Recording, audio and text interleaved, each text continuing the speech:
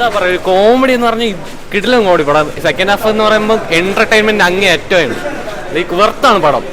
Repeat value ഒക്കെ second half ആണ് പ്രത്യേകിച്ച്. ഫസ്റ്റ് ഹാഫ് കുറച്ച് ലാഗ് തോന്നിയെങ്കിലും സെക്കൻഡ് ഹാഫ് കിടലായിട്ടുണ്ട്. ഒരു repeat value, Cadell entertainment. ബേസിലായിക്കോട്ടെ, സിദ്ദിഖായിക്കോട്ടെ, Baiju ആയിക്കോട്ടെ, ഗ്രേസ് ആന്റണി എല്ലാവരും കിടലായിട്ട് പെർഫോം ചെയ്തിട്ടുണ്ട്. നല്ലൊരു ചിരി പടം. കോമഡി ഉണ്ട്, പിന്നെ വലിയൊരു ഇതില്ല. OTT കണ്ടന്റ് ആയിരുന്നു, അത്രേ ഉള്ളൂ.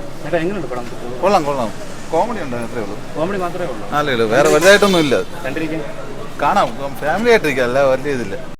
നല്ല എൻജോയ്മെന്റ് ആണ് കണ്ടിരിക്കാനായിട്ട്. നല്ല സസ്പെൻസും കോമഡിയും കൂടി ചേർത്തിണക്കി സൂപ്പറാക്കി ചെയ്തിട്ടുണ്ട്. എല്ലാവരും നന്നായിട്ടുണ്ട്. എന്തോ എല്ലാവരും നന്നായിട്ടുണ്ട്. സാഹചര്യത്തിന് അനുയോജ്യമായ അഭിനയമാണ് എല്ലാവരും. പടം നല്ല എക്സ്പീരിയൻസ് ആണ്. ഇതിനകത്തൊരു നല്ല ത്രില്ലർ എന്നുള്ള രീതിയിൽ കാണുന്നത്. നല്ല കോമഡി ആയിട്ടുള്ള ത്രില്ലറാണ്. ഒരുപാട് നാൾ ഇങ്ങനത്തെ ഒരു പടം വന്നിട്ട് അതിനകത്ത് ബേസിലും ഗ്രേസ് ആന്റണിയും ബൈച്ചാണ്ടൊക്കെ നന്നായിട്ട് അഭിനയിച്ചിട്ടുണ്ട്. അതിനകത്ത് നല്ല രീതിയിൽ അത് വർക്കൗട്ട് ആയിട്ടുണ്ട്. ഇന്റർവ്യൂവിന് ശേഷമുള്ള പഞ്ചും കാര്യങ്ങളും ആ സസ്പെൻസ് എലമെന്റ്സ് ഒക്കെ നന്നായിട്ട് വർക്കായിട്ടുണ്ട്. അപ്പോൾ എനിക്ക് തോന്നുന്നു നന്നായിട്ട് ഓടും, ഈ സിനിമ നന്നായിട്ട് കയറി വരുന്നുള്ള ഒരു ഇതാണ്.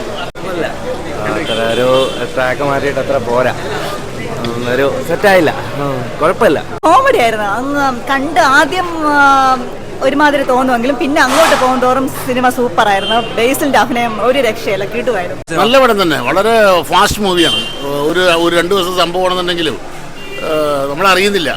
പടം വളരെ നല്ലതാണ്, നല്ല സ്കോപ്പാണ്. ചിരിച്ചു മരിക്കാനുള്ള ഉണ്ട്. ഇത്തരം നല്ല പടം ഇവരെ വെച്ചിട്ടൊക്കെ ചിരിയുടെ ഹാസ്യ കഥാപാത്രങ്ങളിൽ തന്നെ നന്നായിട്ട് ചിരിക്കും. ശരിയാണ്. നമ്മൾ വയസ്സായില്ലേ, ഡൈ അടിക്കാൻ മറന്നു. അപ്പോൾ സിനിമ തുടങ്ങുന്നതിന് മുമ്പ് തന്നെ എല്ലാവർക്കും ഉള്ളൊരു സംശയം ഉണ്ടായിരുന്നു. ഇത് ജിത്തു ജോസഫിന്റെ സിനിമ ആയതുകൊണ്ട് ഈ അടുത്ത കാലത്ത് അദ്ദേഹം അവസാനങ്ങളെ ചെയ്ത സിനിമകളെല്ലാം അതുപോലെ ഒരു ഭയങ്കര സീരിയസ് മോഡിലേക്ക് പോകുന്നൊരു സംശയം ഉണ്ടായിരുന്നു. അതുകൂടാതെ തന്നെ സിനിമയുടെ റൈറ്റർ സിനിമ തുടങ്ങുന്നതിന് തൊട്ട് മുമ്പ് ഒരു പോസ്റ്റ് ഇട്ടിട്ടുണ്ടായിരുന്നു. അപ്പോൾ അദ്ദേഹം ഈ 12th മാൻ, കൂമൻ പോലത്തെ സിനിമകളുടെയൊക്കെ റൈറ്ററും കൂടെ ആയിരുന്നു.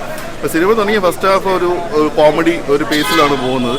ഭയങ്കര പൊട്ടിച്ചിരി എന്ന് പറയാൻ പറ്റത്തില്ല, ഒരു നുറുങ്ങ് തമാശകൾ അങ്ങനത്തെ രീതിയിൽ സിറ്റുവേഷണൽ ബേസ് അങ്ങനെയായിട്ടുള്ള കുറേ കോമഡികളുണ്ട്. പിന്നെ സെക്കൻഡ് ഹാഫിലേക്ക് പോകുമ്പോഴത്തേക്കും പിന്നെ നമുക്കൊരു പ്രേക്ഷകൻ എന്ന രീതിയിൽ എനിക്കൊരു സംശയം, ഇനി തീർച്ചയായും ഈ ഒരു റൈറ്ററും സംവിധാനം ഇതോടായതുകൊണ്ട് ഒരു സീരിയസ് മോഡിലേക്ക് പോകുമെന്നുള്ള ഒരു സംശയങ്ങളുണ്ടായിരുന്നു. പക്ഷെ അങ്ങനെയല്ല, പിന്നെ വീണ്ടും അത് കോമഡി ട്രാക്കിലേക്ക് വന്ന് നിൽക്കുന്ന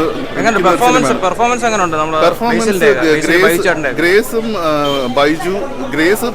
ബൈജു ചേട്ടൻ, പിന്നെ അതുപോലെ തന്നെ ബേസിൽ, അവർക്ക് 3 പേർക്കാണ് കൂടുതൽ ഒരു സ്പേസ് കിട്ടിയിട്ടുള്ളത്. അതിൽ ഗ്രേസ് വളരെ നന്നായിട്ട് ചെയ്തിട്ടുണ്ട്. പുള്ളിക്കാരത്തിന് അതേപോലെ എനിക്ക് പുള്ളിക്കാരത്തിന് അഭിനയം ഭയങ്കര ഇഷ്ടമാണ്. അപ്പം അവർ നല്ല രീതിയിൽ ചെയ്തിട്ടുണ്ട്. അതുപോലെ തന്നെ ബേസിൽ നമ്മൾ ഒത്തിരി സിനിമകളിൽ കണ്ട ആ ഒരു യൂഷ്വൽ ആ ഒരു ടോപ്പിക്കിൽ പോയിട്ടുണ്ട്. പിന്നെ ഇത് കുറേ സംഭവങ്ങൾ, അതായത് ഒരേ സമയത്ത് നടക്കുന്ന കുറച്ച് സംഭവങ്ങൾ കോർത്തിണക്കി അവസാനം എല്ലാം ഒരുമിച്ച് വന്ന് ചേർന്ന് അങ്ങനത്തെ രീതിയിൽ പോകുന്നതാണ്. സിനിമ തമാശ സിനിമയാണ്, ജസ്റ്റ് കണ്ടിരിക്കാം. പ്രത്യേകിച്ച് അങ്ങനെ ഭയങ്കര മെച്ചപ്പെട്ട കോമഡി ഒന്നുമില്ല.